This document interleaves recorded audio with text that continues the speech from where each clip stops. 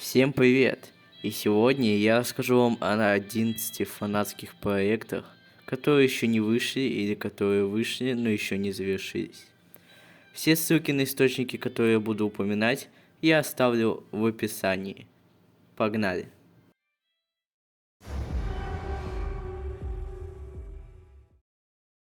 Обман демона — это сочетание Dark Deception и Бенди и чернильной машины, но эта игра гораздо больше, чем просто догонялки и собирание кристаллов. В самой игре есть сюжет и даже собственные таинственные персонажи, и так как игра в демо-версии, я расскажу лишь начало и середину игры. Начинается все с того, что голос женщины говорит нам, чтобы мы не забывали о задании, и нам нужно забрать книгу. После чего мы уходим к развилке, и голос говорит, что нам придется играть по их правилам. Ну а нашим противником является чернильный демон, но с другим дизайном. У разработчиков есть YouTube канал Demon's Deception, Instagram и Twitter, в котором мы узнали имена новых противников из последнего трейлера, Волк Сэмми и Медведь Оливер, а также нам показали обновленные локации. Демо-версия была удалена из GameJolt, но уже 18 февраля выйдет полная версия игры.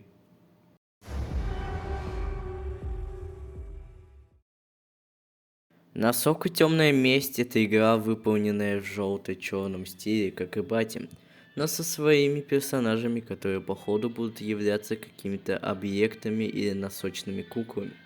Также, судя по превью последнего трейлера, в игре все же будет чернильный демон. Пока что все, что есть от этой игры, это 2 трейлера на русском и 1 трейлер на английском, выложенные на канале Sock and the Dark Revenge. Также у каждого разработчика есть свой собственный канал, ссылки на которые я тоже оставлю в описании. Несколько недель или даже месяцев назад, я уже не помню, разработчики написали, что проект заморожен, и когда продолжат разработку, неизвестно. Но вдруг потом же они написали, что разработка продолжается, и игра скоро грядет. Но 28 ноября из-за отключения света все локации были удалены, и игра выйдет позже, чем планировалось.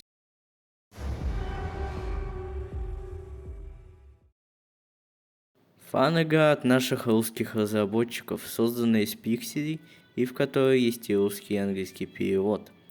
У разработчиков есть страница на GameJolt, группа ВК и YouTube канал Aurata Studio, на которых они публикуют разную информацию и трейлеры по игре. На данный момент доступна только pre-альфа первая глава, и так как я не хочу сливать вам всю первую главу, расскажу вам основное. Мы играем за Бенди, который в этом мире не имеет никаких-то божественных сил, как чернильный демон, а просто является искаженным, ожившим Бенди из мультиков. Итак, Бенди появляется из чернил и говорит, что он снова оказался здесь, и по мере прохождения нам надо будет выполнять задания, а также Бенди иногда будет разговаривать при взаимодействии с некоторыми предметами или по сюжету.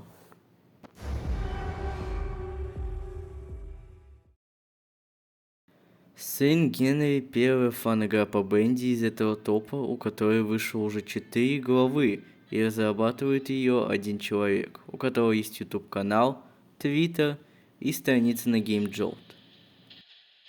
Сначала разработчик выпускает первую, вторую, третью и четвертую главы, и трейлер в 5 главе. Но потом он выкладывает видео, в котором говорит, что его интерес к Бенди утих. И после того, как он когда-нибудь доделает 5 главу, он уйдет из фандома Бенди. Но время идет, и выходит долгожданный Баттлда, и Оски 2019 26 ноября выпускает запись и трейлер обновления 1 и 2 глав. Скорее всего, после обновления 3 и 4 глав, разработчик наконец-то выпустит финальную 5 главу сына Генри.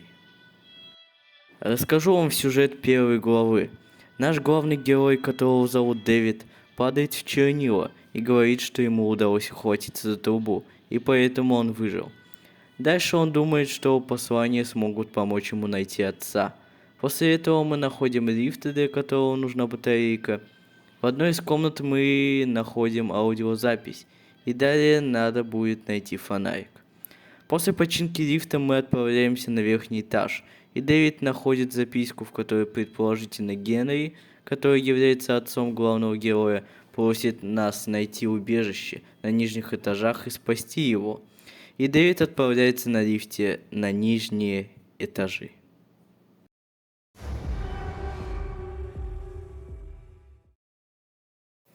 Название этой игры переводится как «в глубину», и разрабатывают ее Fun Game Studios. У них есть Twitter, но информацию на GameJolt и трейлеры на YouTube выкладывает главный разработчик этой игры, Decrypt. У него, как я и сказал, есть страница на GameJolt и YouTube, а у игры вышли бета-версия первой главы и полная версия второй главы. Сюжет первой главы начинается с того, что мы видим газету, что студия Джоуи Дрю обанкротилась. Дальше наш главный герой приходит в студию, чтобы найти какую-то информацию. Но лестница была затоплена, и ГГ пошел искать другой путь. Вскоре он начал осознавать, что он тут не один, и где-то в середине главы мы встретим местного чернильного демона, у которого механика отличается от других чернильных демонов.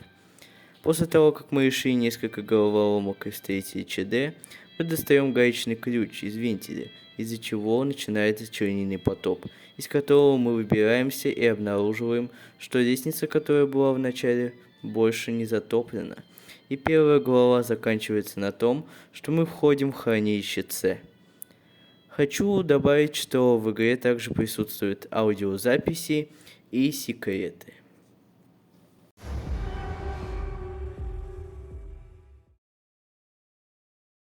Я думаю, вы знаете эту игру.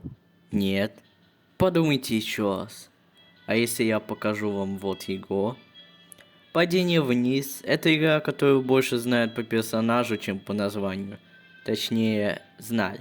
Потому что потом Митрий удалил эту игру, из-за того, что там были использованы текстуры и некоторые модели из Батим. Но разработчик не сдался и начал разрабатывать ремейк игры, но со своими текстурами и в черно-белом стиле. И скорее всего в игре будет присутствовать сюжет. У разработчика есть Twitter-аккаунт, а также YouTube-канал, на которых он выкладывает информацию и тизеры к игре.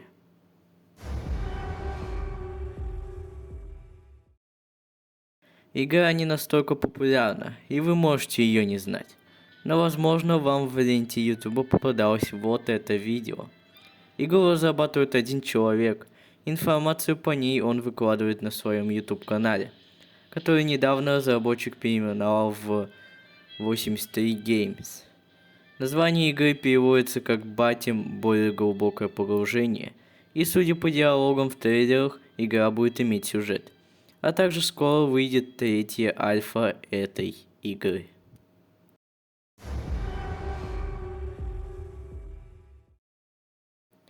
Фан-игра по Бенди в Роблоксе. Игра напоминает Батим, но с другим сюжетом и новыми локациями. Я думаю, это самая лучшая фан-игра по Бенди в Роблоксе. Уже вышло 3 главы, а 4 глава сейчас находится в разработке. У главного разработчика есть YouTube-канал по этой игре, где он выкладывает прохождение глав и тизеры к будущим главам.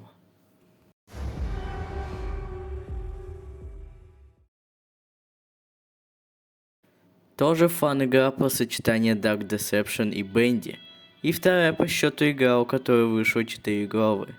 Правда, 4 глава в демо-версии. Я не знаю, есть ли в этой игре сюжет, так как я сам хочу пройти ее. И, конечно же, выложить прохождение на мой YouTube канал.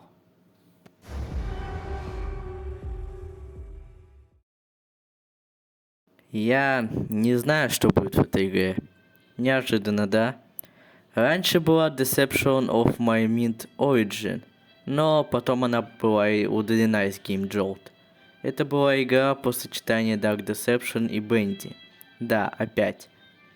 Но потом на канале Box in Box был выложен трейлер Deception of My Mint без Origin. И это уже совсем другая игра.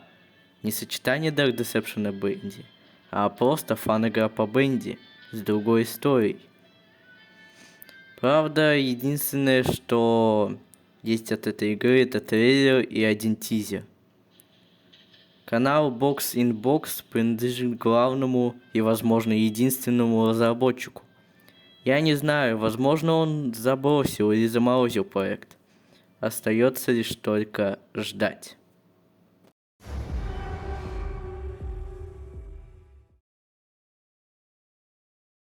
Джозеф «Лекарство от греха» является чем-то наподобие Баттера, и в ней даже есть свой четвертый член банды мясников – кошка-медсестра. Но судьба у этой игры печальнее всех других игр, которые я упомянул в этом видео. Игра все еще разрабатывается, и пока что есть только альфа-билд игры на GameJolt. Также у разработчика есть канал, группа в ВК, в которой ничего нет, и Twitter, где разработчик иногда публикует инфу из страницы GameJolt. Но внезапно разработчик выложил запись в Твиттере, что игра должна была закончиться на 4 главе, но времени у него становилось все меньше, интерес к Бенди начал уходить. И он начал осознавать, что сюжет его игры какая-то ерунда. И в конце сказал, что раннее демо будет концом игры. И если создатели сына Генри после выхода Баттера снова заинтересовал фандом Бенди, то создатели Джозефа и Лекарства от греха, походу, уже ничего не заинтересует в фандоме Бенди.